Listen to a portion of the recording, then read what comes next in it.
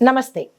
మే నెల 5 నుంచి మే నెల 9 వరకు వార ఫలితాలలో తులారాశి వారికి గ్రహస్థితులు ఎలా ఉండబోతున్నాయి, ఆ గ్రహాల యొక్క ప్రభావము, ఏ గ్రహము ఏ స్థానంలో సంచారం చేస్తోంది, ఆ స్థానం యొక్క ఫలితాలు ఏమిటి అనే అంశంలో పరిశీలనగా తులారాశి వారి యొక్క గ్రహస్థితి చూసినట్టయితే సూర్యుడు మేషరాశిలో 7వ ఇంట్లో సంచారం చేస్తున్నాడు. దాని యొక్క ఫలితం ఏంటంటే దాంపత్య జీవితంలోనూ బహిరంగ సంబంధాలలోనూ తీవ్రమైన ప్రభావాన్ని, చెడు ప్రభావాన్ని చూపిస్తున్నాడు. జాగ్రత్తలు తీసుకోండి. బుధుడు మేషరాశిలో 7వ ఇంట్లో ఉన్నాడు. అంటే బుధుడు కూడా మేషరాశిలో 7వ స్థానంలోనే ఉన్నాడు. కాబట్టి మీ యొక్క కమ్యూనికేషను మెచ్చుకునేంతగా కాకపోయినప్పటికీ కొన్ని తేడాలు వస్తాయి మీ మాట తీరులో. అవి జాగ్రత్తగా పరిశీలన చేసుకోండి. శుక్రుడు మే 9వ తారీఖున మేషరాశిలోకి 7వ స్థానంలోకి ప్రవేశిస్తున్నాడు. అంటే శుక్రుడు కూడా 7వ స్థానంలోకి ప్రవేశం చేస్తున్నాడు. దీనివల్ల ఏంటంటే మీకు ఆకర్షణ పెరుగుతుంది. ఏ పని చేసినా విశేషమైన ఫలితాలు పొందబోతున్నారు. చంద్రుడు మే 6వ తారీఖున వృషభంలోకి వస్తున్నాడు. మే 8న మిథునంలోనే ఉంటాడు. దీనివల్ల ఫలితాలు ఆర్థిక విదేశ సంబంధాలు కూడా సక్సెస్ అయ్యేటట్టుగా గోచరిస్తోంది. అయితే గురువు వృషభ రాశిలో 8వ ఇంట సంచారం చేస్తున్నాడు. అంతర్గత విజ్ఞానము అంటే ఇంటలెక్చువల్గా, ఇంటర్నల్గా మీకు నాలెడ్జ్ పెరిగే అవకాశం కనబడుతోంది. కొంతమందికి కొన్ని తప్పిదాలు చేసే అవకాశం కూడా కనబడుతోంది. జాగ్రత్తలు తీసుకోండి. శని, కుజు, రాహు వీళ్ళు ముగ్గురు కూడా మీనంలో 6వ స్థానంలో సంచారం చేస్తున్నారు. మరి దీని యొక్క ఫలితం ఏంటంటే వ్యాధులు వస్తాయి, విజయాలు కూడా వస్తాయి.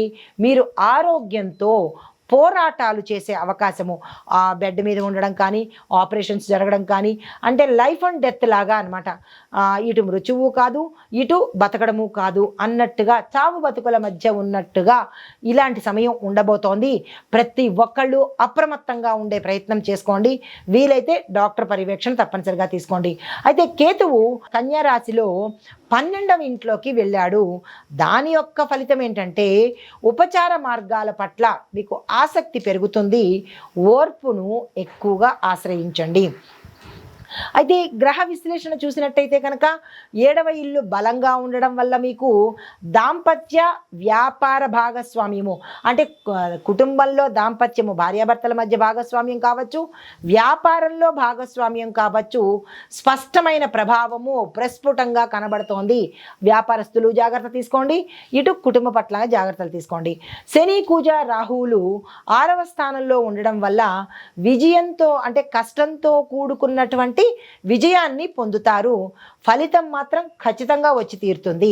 గురుడు 8వ స్థానంలో ఉండడం వల్ల మీరు దశ దిశ మారుతుంది. అంటే మీరు ఉన్న ప్రదేశాల్లోంచి వేరే ప్రదేశంలోకి మారే అవకాశాలు చాలా ఎక్కువగా కనబడుతున్నాయి. అది ఉన్న స్థానం నుంచి ఉన్నత స్థానానికి కావచ్చు, లేదా తక్కువ స్థానానికి కావచ్చు. వ్యాపార, ఉద్యోగ, గృహంలో మార్పులు, స్థానచలనాలు చాలా ఎక్కువగా కనబడుతున్నాయి.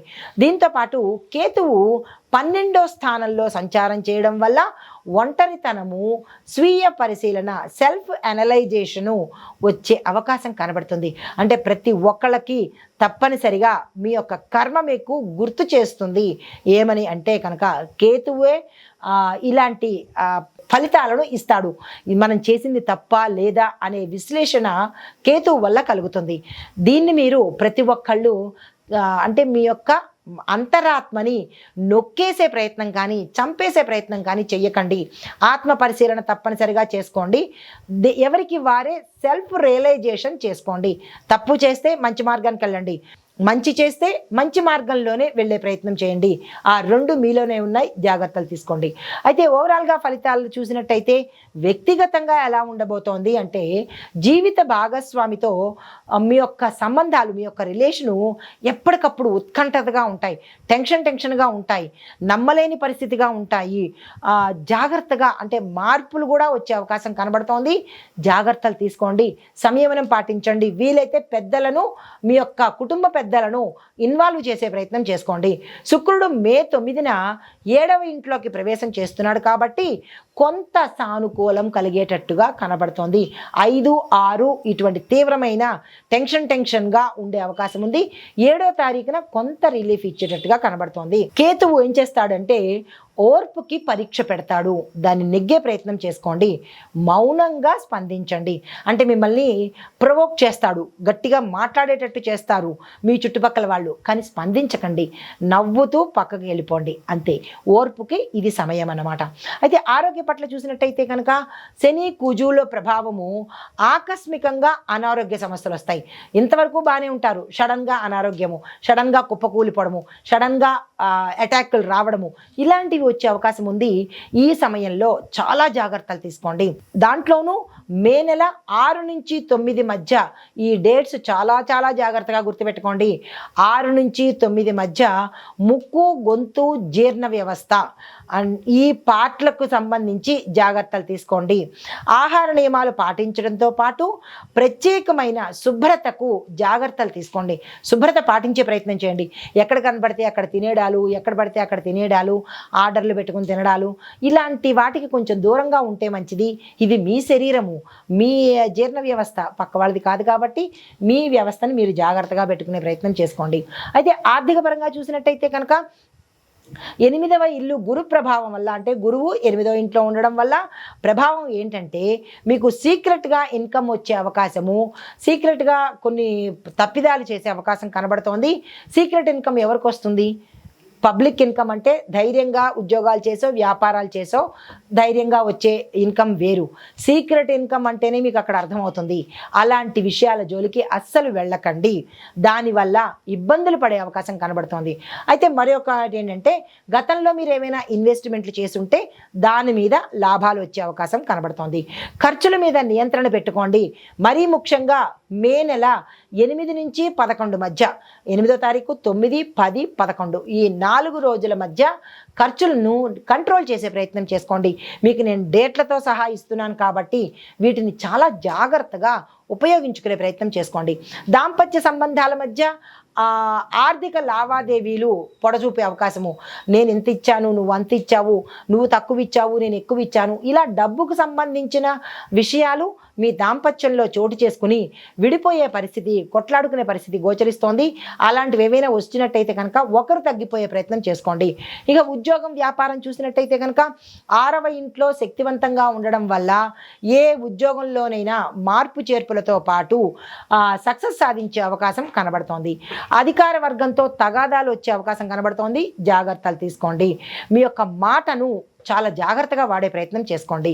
వ్యాపారస్తులు చూసుకున్నట్టయితే కనుక మీ యొక్క వ్యాపార సభ్యులతో జాగ్రత్తగా ఉండండి. అప్పుల మీద నియంత్రణ కోల్పోకండి. విద్యార్థులకు పోటీ పరీక్షలకు ఇది చక్కని సమయము, అప్లై చేసుకోండి. 6వ ఇల్లు మీకు బలంగా ఉండడం వల్ల పరీక్షల్లో సక్సెస్ సాధించే అవకాశము, హై ర్యాంకులు కొట్టే అవకాశం కూడా కనిపిస్తోంది. గురు ప్రభావం వల్ల కొన్ని సబ్జెక్ట్స్ కొంతమందికి మాత్రమే, అందరికీ కాదు, మిస్టేక్స్ అయ్యే అవకాశం కనబడుతోంది. అంటే ఫెయిల్ అయ్యే అవకాశం కనబడుతోంది. జాగ్రత్తలు తీసుకోండి. ఓవరాల్గా పరిహారం చూసినట్టయితే కనుక శుక్రవారం రోజు ఓం సుం శుక్రాయ నమః అనే మంత్రాన్ని తప్పనిసరిగా చదువుకునే ప్రయత్నం చేసుకోండి.